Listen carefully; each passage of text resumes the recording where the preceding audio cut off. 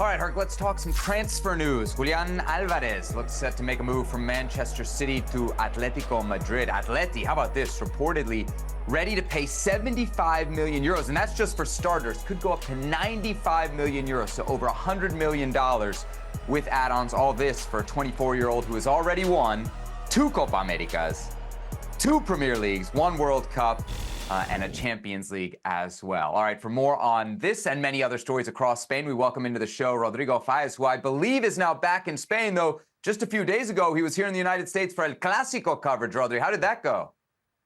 Hey, Sevi, how's it going? Well, it was good. It was a bit hard sometimes because of the flight delays and all these things. But, at the end of the day, the United States of America, I lived there in Ohio back in 2004.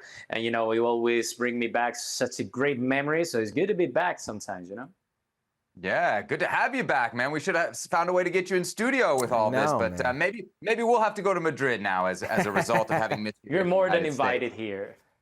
There it is. All right, great. So, Rodri, give me your thoughts on this move and how much better you think it makes Atleti, because they've made some other interesting signings as well. Do you think they can compete for the La Liga title?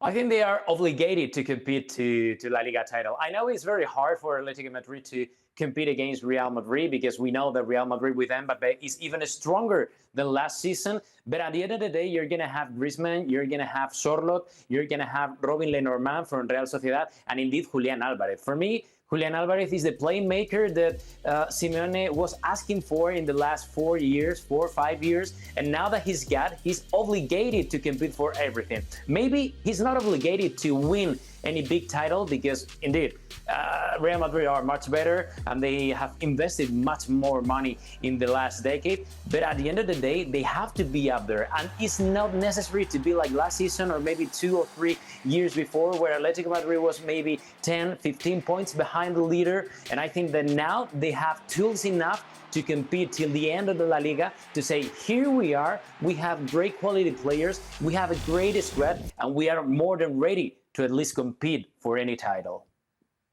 Herc, we were talking about this from the player perspective on ESPN FC, right? The decision to leave a club like Manchester City to go over to a club like Atletico Madrid. I wonder if you were in his shoes at 24 years old, what would you have been thinking? And how much do you think the national team situation, especially what we saw this summer from Lautaro, who even though he was coming off the bench, was scoring at Copa America, weighs into the choice here to leave Man City? It definitely weighs into the choice. Listen, as a player, all you want to do is play. And if you're at Manchester City, you're going to be guaranteed to fight for titles, yes. But how heavily involved will you be with Pep Guardiola and Erling Haaland, who is clearly the clear-cut number 9 there? You're going to be a second-choice option. You're going to be a guy who comes in and plugs a hole when needed, off the bench, et cetera, et cetera. That's going to weigh on you heavily. Now, if you've got somebody nipping at your heels on the national team, even more. And right now, Julian Alvarez's national team starting career as a starter is hanging on by a thread. And that thread is named Lionel Messi. And how that window is closing with Lionel Messi in Argentina in his national league career, so closes the opportunity for him to cement himself as that 9. I'll explain. It's very simple. He starts because Lionel Messi starts. Lionel Messi starts because, well, he's Messi. Next to him is Julian Araujo, who runs for Messi. He does all the dirty work so Messi can continue to be Messi and Argentina can get away with it and continue to do the great things they do. But we saw this Copa America. All of a sudden, you're playing, you're running, but you're not necessarily putting the ball in the back of the net. And here comes Lautaro Martinez putting the ball in the back of the net at an incredible rate.